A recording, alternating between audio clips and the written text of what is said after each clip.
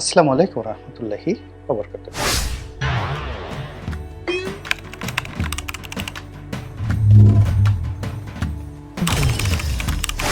সম্মানিত দর্শক, ৭ নম্বর সমস্যা হলো শেখ হাসিনা। তিনি দিল্লিতে আছেন এবং সেখানে বসে ক্রমাগত যে কথাগুলো বলছেন, যে ভয়েস মেসেজ দিচ্ছেন, যে টেলিফোন সংলাপগুলো প্রকাশিত হচ্ছে ইত্যাদি আরও অনেক কিছু। যা কিনা আমাদের এই যে বাংলাদেশের যে বর্তমান চলমান অবস্থা, সেই অবস্থাকে আরও উত্তাল করে তুলছে। আওয়ামী লীগের যারা লোকজন আছে তাদের মধ্যে কোনো রকম অনুশোচনার লক্ষণ নেই এবং শেখ হাসিনা অনেকটা আত্মবিশ্বাস, এত বেশি আত্মবিশ্বাস তিনি দেখাচ্ছেন ইদানিংকালে, যেটি তিনি যখন প্রধানমন্ত্রী পদে ছিলেন তখনও তার এই আত্মবিশ্বাস ছিল না। এবং তার মধ্যে যে অহংকার, তার মধ্যে যে ক্রোধ দেখা যাচ্ছে, এটি যারা আওয়ামী বিরোধী শক্তি বাংলাদেশে সঙ্গত কারণেই তাদের মধ্যে একটা আতঙ্ক তৈরি করে ফেলেছে। এই যে ৭ নম্বর সমস্যা, ৭ নম্বর সমস্যার পরে আমাদের এই দেশে এখন রাজনৈতিক যারা নেতৃবৃন্দ, তারা প্রথম দিকে ভারতের সঙ্গে একটা বন্ধুত্ব করার চেষ্টা করেছিলেন। জামাতেও নরম সুরে কথা বলেছিল, বিএনপি বলেছিল, কিন্তু এখন এটি বুমেরাং হয়ে গেছে। পাকিস্তানের প্রভাব স্পষ্টতই বাংলাদেশে এখন আছে, এক্ষেত্রে কোনো রাগঢাক করার কিছুই নেই। আর চীনের যে প্রভাব, তাও আমরা বুঝতে পারছি। এর কারণ হলো যে এখানে বিএনপি নেতা রুহুল কবির রিজভী সাহেব, তিনি যেভাবে ভারতের বিরুদ্ধে বিষোদ্গার করছেন, ভারতের শাড়ি পোড়াচ্ছেন এবং যেভাবে বিএনপি একেবারে সদল বলে সেই লং মার্চ করলো ভারতের বিরুদ্ধে, আগ্রাসনের বিরুদ্ধে, এটির ফলে কি হচ্ছে, বর্তমান ইউনূস সরকার এবং চলমান যে রাজনৈতিক দলগুলো, এই রাজনৈতিক দলগুলো অ্যাবসলিউটলি দুই ভাগে বিভক্ত হয়ে গেল। আওয়ামী লীগ এবং তার সঙ্গে যে সকল ১৪ দলীয় শরিক জোটের নেতৃবৃন্দ আছেন, তারা ভারত, আমেরিকা এই বলয়ে চলে গেল। এখন ভারত ভবিষ্যতে টিকবে কি টিকবে না, পারবে কি পারবে না, এর উপরে বাকি রাজনৈতিক দলগুলোর অস্তিত্ব ভবিষ্যৎ নির্ভর করবে। এবং তারা ক্ষমতা এমন একটা জিনিস, সেটা অর্জন করার জন্য যত নিচে নামা দরকার, বাংলাদেশের যত ১২টা বাজার বাজুক, কিন্তু তাদের ক্ষমতার মতো সোনার হরিণ তাদের চাই।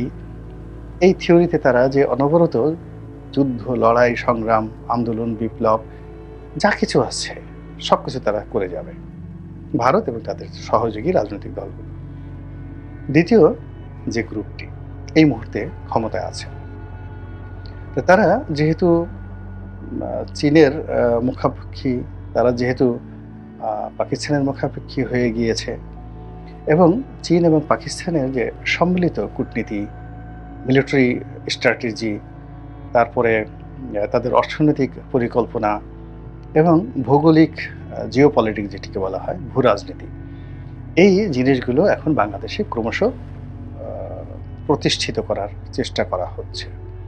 বাংলাদেশের অন্যান্য সীমান্তে একটা যুদ্ধ রব শুরু হয়ে গেছে এবং ভারতের যে প্রচার মাধ্যম, এই প্রচার মাধ্যম বাংলাদেশের সঙ্গে ভারতের যে কূটনৈতিক সম্পর্ক, এই কূটনৈতিক সম্পর্কটাকে একেবারে রীতিমতো তলানিতে নিয়ে এসেছে। সীমান্তে যে কি হচ্ছে এটির বাস্তব চিত্র আমরা জানি না। এর কারণ হলো আমাদের মিডিয়াগুলো, বাংলাদেশের যে মিডিয়াগুলো, এটার কোনো সচিত্র প্রতিবেদন তারা প্রকাশ করছে না। আর আমাদের সামাজিক মাধ্যমে আমরা যারা কন্টেন্ট ক্রিয়েট করি, তাদের মধ্যে এমন কেউ নেই যারা এই সীমান্তের এই বিষয়গুলো নিয়ে ড্রোন উড়িয়ে আসলে ওপাশে কি হচ্ছে, এপাশে কি হচ্ছে, এরকম যাকে বলা হয় ইউটিউব জার্নালিজম যেটাকে বলা হয়, ওটা আমরা কেউ করছি না বাংলাদেশে। তো কাজেই আমরা সীমান্তে বাংলাদেশ সেনাবাহিনীর যাকে বলা হয় প্রস্তুতি কেমন, এটা আমরা জানি না। আবার ভারতীয় সেনাবাহিনীর যে অবস্থা কি, এটা ভারতের যারা কর্তৃপক্ষ তারা কিন্তু কোনো কথা বলছে না। নরেন্দ্র মোদী সাহেব কোনো কিছুই বলছেন না, বরং আকার ইঙ্গিতে বিভিন্নভাবে তারা যে সকল কর্মকাণ্ড করে যাচ্ছেন, তাতে স্পষ্টতই মনে হয় বাংলাদেশের সঙ্গে তারা একটা কনফ্রন্টেশনে যাওয়ার জন্য প্রস্তুতি নিচ্ছেন।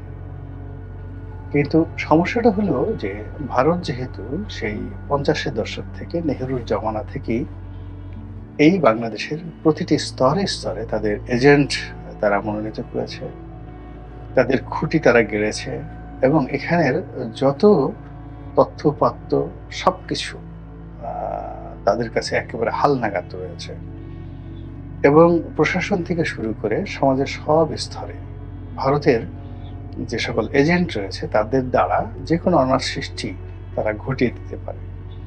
সেক্ষেত্রে চীন এবং পাকিস্তান অনেক, অনেক দুর্বল। অনেক, অনেক দুর্বল। আর তারা যে রাজনৈতিক দলগুলোকে বন্ধু হিসেবে বেছে নিয়েছে চীন এবং আ পাকিস্তান অর্থাৎ জামাত এবং বিএনপি অথবা ছোট, ছোট যে রাজনৈতিক দলগুলো রয়েছেন তারা এই গত ১৫ বছর ২০ বছর ধরে ক্রমাগত জুলুম অত্যাচারের কারণে তাদের অনেকের মানসিক যে সক্ষমতা এটি হ্রাস পেয়েছে। তারপরে অনেকের যে চিন্তার শক্তি এটি বিকশিত হওয়ার মতো সুযোগ তারা এখনো পায়নি।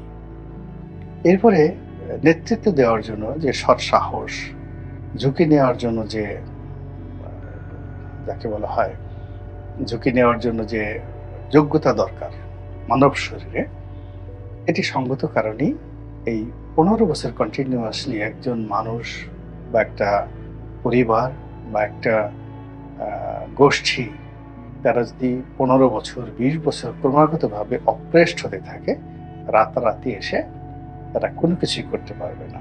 রাষ্ট্র পরিচালনা, যুদ্ধ করা, পালিয়ে থাকা, লড়াই করা, সংগ্রাম করা আলাদা জিনিস। এখন বিষয়টা হলো রাষ্ট্র পরিচালনার। এখন যারাই আসছে তারা রাষ্ট্র পরিচালনা করার জন্য যে কূটনীতি দরকার, যা কিছু দরকার এবং প্রতিপক্ষকে যেভাবে মোকাবেলা করা দরকার, সেই সক্ষমতাটা অর্জন করার জন্য তাদের যথেষ্ট সময় লাগবে। কিন্তু আমাদের তো আর সময় নেই। প্রতিদিনই পরিবেশ পরিস্থিতি জটিল থেকে জটিলতর হচ্ছে। মানুষের বিশ্বাস এবং আস্থা নষ্ট হয়ে যাচ্ছে।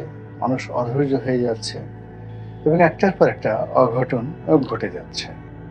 এরকম এই যে মায়ানমারের যে ঘটনাটি, এটা তো ১ সপ্তাহ আগে আমরা কল্পনাও করতে পারিনি। হঠাৎ করে এটা চলে আসছে এবং তারা আরাকান আর্মি বাংলাদেশের সীমান্তে এসে আবার বাড়াবাড়ি করবে, জেলেদের ধরে নিয়ে যাবে, কয়েকজনকে ধরে নিয়ে গেছে। এই জিনিসগুলো তারা করবে আমরা কিন্তু এটা ভাবতেও পারিনি। এভাবে প্রতিদিনই এই ঘটনাগুলো ঘটছে। ফলে কি হচ্ছে আমাদের জনজীবনের যে স্বাভাবিক গতি, সেই গতি প্রোডাক্টিভ হচ্ছে না, উৎপাদনশীল হচ্ছে না। আমরা খেই হারিয়ে ফেলছি এবং আমাদের এই খেই হারানোর ফলে কি হচ্ছে জাতীয় অর্থনীতি মুখ থুবড়ে পড়ার মতো অবস্থা। মহান আল্লাহ রাব্বুল আলামিন আমাদেরকে এই অবস্থা থেকে হেফাজত করুন, উদ্ধার করুন এবং রক্ষা করুন। এই প্রার্থনা করছি। আসসালামু আলাইকুম ওয়া রাহমাতুল্লাহি ওয়া বারাকাতুহু।